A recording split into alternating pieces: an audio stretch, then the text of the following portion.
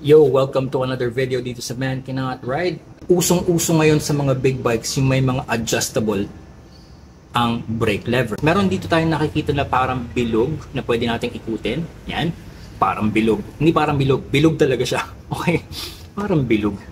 Tanga ko din. Okay, ito. Ito, meron siyang number, kadalasan 1 to 5. Okay, 1, 2, 3, 4, 5. Ngayon siya ay nakaset sa 1. Yung 1, yun yung may pinakamalayong reach. Kung ilalagay ko sa 5, siya naman yung may pinakamalapit. Paano natin i-adjust? Ano yung recommended o ano yung safe na adjustment na pwede natin gawin? Look at your hands. Yan. Itong middle finger, itong unang line na to, yan. Okay, yung unang line na yan. Dapat pag tiniklop natin yung kamay natin, yan na yung lever. So we are on the bike. Okay, this is my riding posture.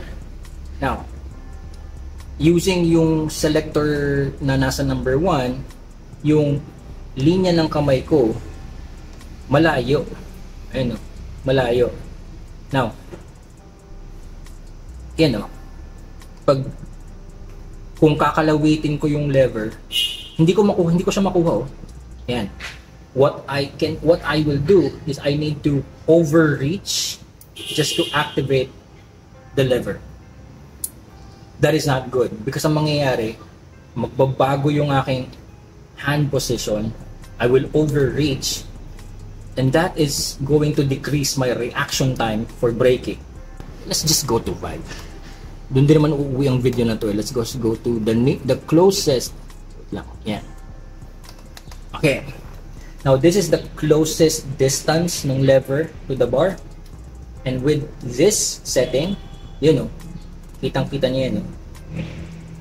Yung middle finger ko, yung linya niya, nakapatong dun sa lever. And if I need to brake, all I have to do is to, yun. See?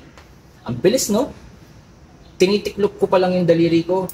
I already have, tumunog na yung brake light switch. So, naka-on na yung brake lights sa likod. So, yung kasunod ko, alam niyang namembreno na ako. The initial 5% is very important for proper braking skills. Anyway, so, yan. Kitang-kita nyo, riding, brake. Initial 5%, nakuha agad ng kamay ko.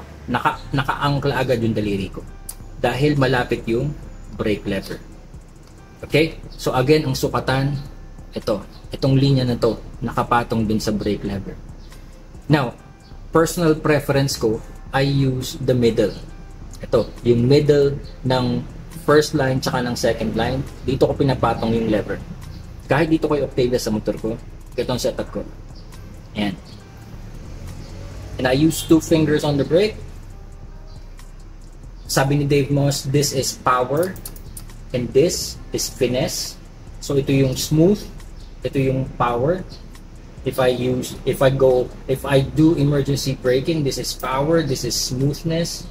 Then I squeeze the brake. So ride tayo, arangkada tayo. Nasa arangkada tayo, I still have my fingertips on the lever.